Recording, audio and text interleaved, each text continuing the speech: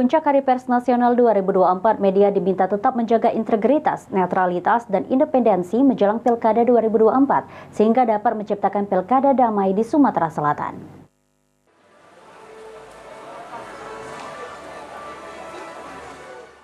Dalam Puncak Hari Pers Nasional 2024 yang diselenggarakan oleh Persatuan Wartawan Indonesia atau PWI Sumsel di Geria Agung Palembang, Ketua PWI Sumsel Kurniadi mengatakan, untuk kondisi pers di Sumatera Selatan khususnya PWI saat ini sudah menjalankan sesuai dengan kode etik jurnalistik.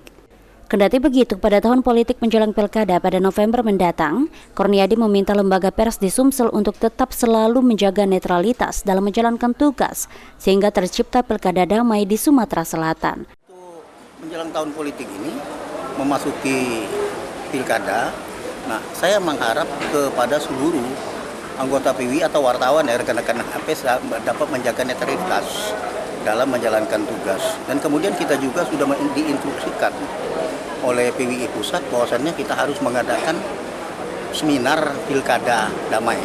Itu akan kita kerjasama dengan KPU, Panwaslu, baik di provinsi maupun kabupaten.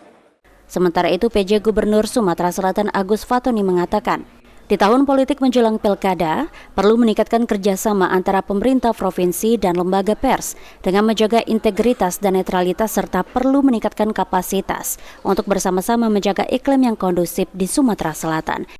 Ya, tentu semua tadi juga sudah disampaikan oleh Pak Sekjen bahwa media itu kita perlu jaga integritasnya, perlu jaga netralitasnya, dan juga perlu ditingkatkan kapasitasnya. Begitu juga dengan mitra yang lain. Tadi juga disampaikan ada kegiatan Baku Humas. Ini untuk bisa menjalin kerjasama di bidang kehumasan dengan media, dengan wartawan, agar semuanya bisa lebih enak lagi dalam bekerja, bisa lebih baik lagi dalam kerjasamanya, dan juga bersama-sama dalam menciptakan iklim yang kondusif.